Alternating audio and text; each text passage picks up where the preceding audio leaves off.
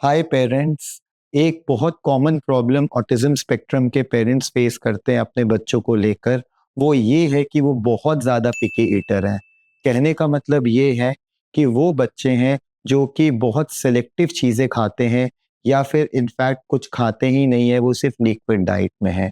तो अगर आपके बच्चों को ऐसी कोई प्रॉब्लम है तो आई थिंक कि ये वीडियो आपको बहुत हेल्प करेगी। तो हम पहले समझते हैं कि बच्चे एक्चुअली पिकी ईटर बनते क्यों हैं। इसके ना बेसिकली 3-4 रीजंस हैं जिसकी वजह से वो बहुत ज़्यादा पिकी ईटर होते हैं। वन ऑफ द रीजंस ये होता है जब वो बहुत ज़्यादा सेंसरी सेंसिटिव हैं। कहने का मतलब है कि कुछ भी उनके लिए मुंह में डालने से उनको प्यूकिश फील होता है, या फिर वो उल्टी कर देते हैं, या वो तुरंत बाहर निकाल देते हैं। ये वन ऑफ द रीजंस हो सकता है। सेकेंड रीजन होता है बिहेवियर्स। कई बार ऑटिज्म स्पेक्ट्रम बच्चों का ना बिहेवियर होता है हर चीज में रिफ्यूज करने का। तो खाने को भी वो उतना ही रिफ्यूज करते हैं, बिकॉज जो उनका सटाइटी सेंटर है, जो उनके इंटेरो रिसेप्टर्स है, वो इतने स्ट्रॉन्ग डेवलप नहीं होते हैं, जिसकी वजह से ना उनको भूख भी इतनी ज़्यादा फील नहीं होती है। एंड जब हम उनको कुछ खिलाते हैं तो उनको लगता है कि ये कोई ऐसी चीज़ है जिसको मैं रिफ्यूज़ कर सकता हूँ। तो अगेन, जिन बच्चों में बहुत ज़्यादा रिफ्यूज़ल का बिहेवियर होता है, हर चीज़ में रिफ्यूज़ करते हैं, तो उन केसेस में भी हम देखते हैं कि बच्चे बहुत ज़्यादा पिकी ईटर होते हैं। अब कई बार होता है कि पैटर्न बच्चे बना लेते हैं, लाइक वो ना एक सेलेक्टिव चीज़ है, लाइक एक सेलेक्टिव बाउल में ही उनको खाना है, या सिलेक्टिव कढ़ाई में ही आपको वो चीज़ें बनानी है। इनफैक्ट वो सिलेक्टिव कलर की चीज़ें ही खाना चाहते हैं, या सिलेक्टिव टेक्सचर की, मे बी लिक्विड या फिर सॉलिड ही उनको खाना है।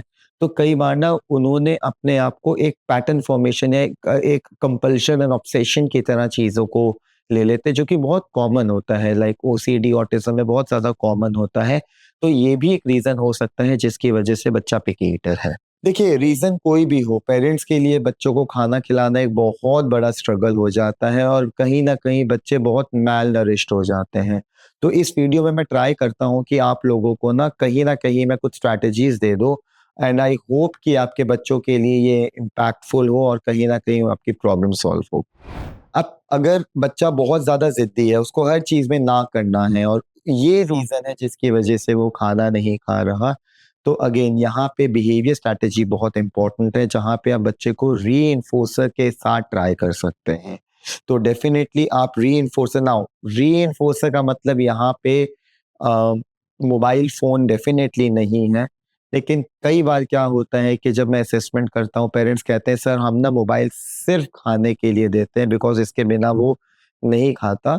एंड आई थिंक कि वो उसका सबसे स्ट्रॉन्गेस्ट रीइंफोर्सर है। अब यहाँ पे पेरेंट्स आपको 2 चीज़ें देखनी है। अगर सपोज़ेटली वो सिर्फ उसी ड्यूरेशन में आप मोबाइल दे रहे हो, और मोबाइल देने से अगर वो 15-20 मिनट में अपना खाना खत्म कर रहा है, तो दे दो, कोई प्रॉब्लम नहीं है।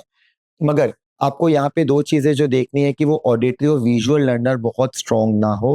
कहने का मतलब है कि जब आपने मोबाइल लगाया, वो बस एक स्पेसिफिक चीज़ें ही देखता जा रहा है, और जो वो मोबाइल में देख रहा है वो सारा दिन वही या फिर बोलता जा रहा है, या फिर उनको टॉयज़ को इमेजिन करके प्ले करता जा रहा है। तो अगर ऐसी सिचुएशन है तो हमें कोई ना कोई अल्टरनेट ढूँढना पड़ेगा।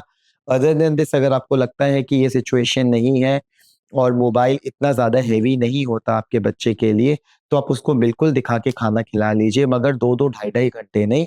ट्राई करिए कि खाना 15 से 20 मिनट के अंदर खत्म हो जाए।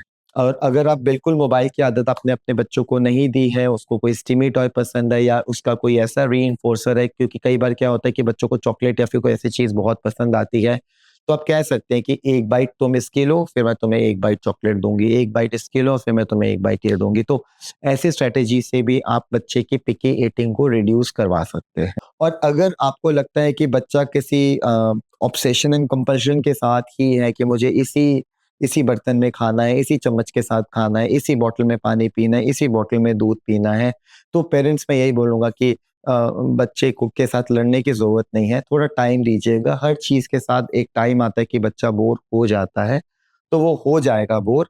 और अगर आपको लगता है कि इस कटोरी में खाना देने से वो खा रहा है, या इस स्पेसिफिक चम्मच से वो खाना खा रहा है, तो ज़्यादा लड़ाई में मत जाइए पेरेंट्स बच्चों के साथ। आप आराम से वही चीज़ यूज़ करिए, वेट करिए कि जब उसका मन उन चीज़ों से हट जाएगा, तो वो ऑटोमैटिकली आपके डिफरेंट चीज़ों के साथ, या डिफरेंट यूटेंसिल्स के साथ, या डिफरेंट कलर वाली चीज़ों को खाना स्टार्ट कर देगा। अब यहाँ पे मैंने सेंसरी को सबसे लास्ट में आप लोगों को एक्सप्लेन करने का ट्राई किया है। वन ऑफ द रीजंस ये है बिकॉज यहाँ पे मतलब कि 70 से 80% बच्चों को यही पे स्ट्रगल आता है। नाउ सेंसरी सेंसिटिविटीज अगेन मैंने अपनी सारी वीडियोस में अच्छे से समझाई है, तो मैं उसको रिपीट नहीं करूंगा। ओरल सेंसिटिविटी बेसिकली होती ये है, बच्चे को अगर हम कोई भी चीज मुंह में इंट्रोड्यूस करते हैं तो मे बी जो उसके टेस्ट बर्ड्स हैं वो बहुत ज्यादा स्टिमुलेटेड हो जाते हैं, इतने ज्यादा स्टिमुलेट हो जाते हैं कि वो उस फूड टेक्सचर को हैंडल नहीं कर पाते हैं। इस केस में बच्चा या फिर प्यूकिश फॉर्म करेगा या तुरंत अपना खाना निकाल देगा। अब इसमें किया क्या जाए?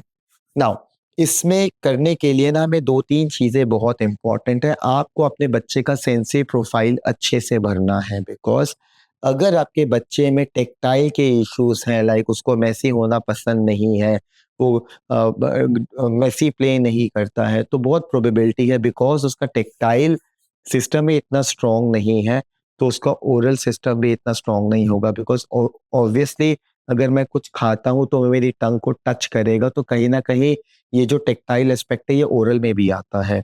तो अगर आपको लगता है कि टेक्टाइल सेंसिटिविटी आपके बच्चे में है और उसकी वजह से वो ओरल में इश्यूज आ रहे हैं और वो खाना नहीं खा रहा, तो इस केस में आपको उसकी ओरल सेंसिटिविटी में बहुत ज्यादा वर्क करना है।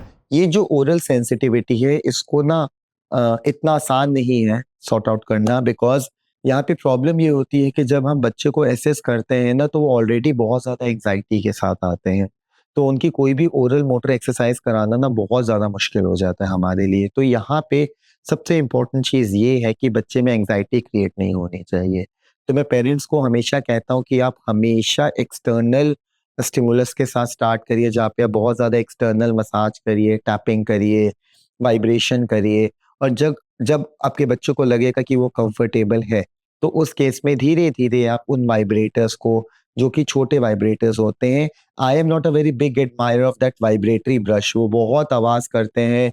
लाइक वो मुझे लगता है कि अगर आप अपने मुंह में भी डालोगे ना, जो उसकी आवाज है वो आप खुद हैंडल नहीं कर पाओगे, तो वो बेचारा बच्चा कैसे करेगा। बट एनीवेज जो छोटे छोटे वाइब्रेटर्स आते हैं वो, उनको बहुत साइलेंट वाइब्रेटर्स को आप अपने बच्चे के मुंह में धीरे धीरे दीजिए, एंड पहले उसकी जो नर्व्स है उनको, उनकी जो सेंसिटिविटी है उनको रिड्यूस करेंगे। इसके साथ हो सकता है आपको फिंगर मसाज करना पड़े, आप कॉटन्स को यूज कर सकते हैं, आप स्वैब्स या टूडीज को यूज कर सकते हैं।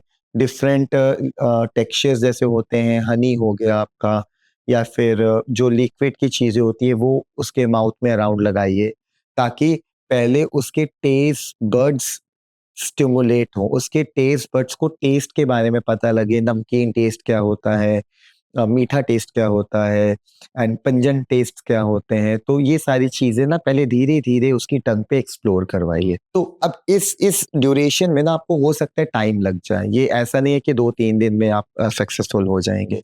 कई बार ना 2-3 महीने में बच्चा कंफर्टेबल होता है। और अगर आप ध्यान देंगे, यहाँ पे अभी तक हमने टंग की स्टिमुलेशन इतनी ज्यादा नहीं दी, हमने डायरेक्ट खाना नहीं डाला है। सो अब खाने की जब बारी आती है तो मैं सबसे पहले प्रेफर करता हूँ कि हम च्युइंगम को ले, और च्युइंगम को एक स्टेराइल गॉज में, एक पट्टी जो होती है हमारी उसमें डालें और फिर मुंह में डाल दें हम, और धीरे धीरे धीरे धीरे उसको हम च्युइंग स्टार्ट कराएं। अब जब आप च्युइंग स्टार्ट करवाएंगे तो उसके साथ चूई ट्यूब्स बहुत इंपॉर्टेंट रोल प्ले करती हैं। तो मे बी आपने 3-4 राउंड चूई ट्यूब्स के कराए, फिर आपने 2 राउंड च्युइंगम के करवाए, एंड धीरे धीरे पहले, सबसे पहले आपको अपने बच्चे को च्युइंगम में कंफर्टेबल करना है, बिकॉज वो मीठी होती है। द मोमेंट अगर आपको लगता है कि अब आपका बच्चा जो च्युइंगम च्यू कर रहा है वो बहुत इजीली कर रहा है, तो नेक्स्ट स्टेप में आप डिफरेंट खीरे की स्लाइस लीजिए, गाजर की स्लाइस लीजिए, और डायरेक्ट मुंह में मत डालिए, उनको भी स्टेराइल गॉज में रैप करिए, एंड देन उनको दीजिए। बिकॉज उससे ना बच्चे को डर नहीं लगेगा, उसको लगेगा कि जो मम्मी ने या पापा ने मेरे माउथ में डाला है, जैसे च्युइंगम निकाल दी थी उन्होंने, वैसे ये टेक्सचर भी निकाल देंगे।